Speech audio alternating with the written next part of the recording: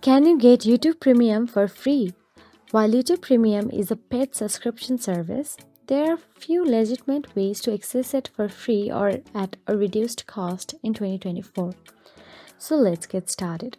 Firstly, YouTube offers a free trial for premium services to new users.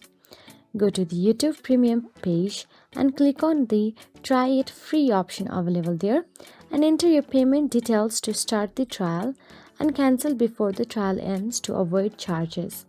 You may need a Google account that has not used the premium trial before. Then secondly, family or student plans. Firstly, ask someone with a family plan subscription to add you as a member. A family plan allows up to 6 users for a shared subscription cost.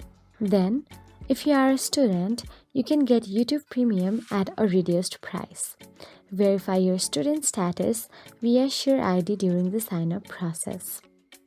Some carriers, example T-Mobile, Virgin, and banks, occasionally offer free YouTube Premium trials or bundled subscriptions.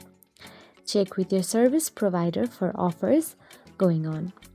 Also, be wary of websites or tools claiming to offer free YouTube Premium. These are often phishing scams or malware. So that is it. If you found this video helpful, please like, share and subscribe, and thank you so much for watching.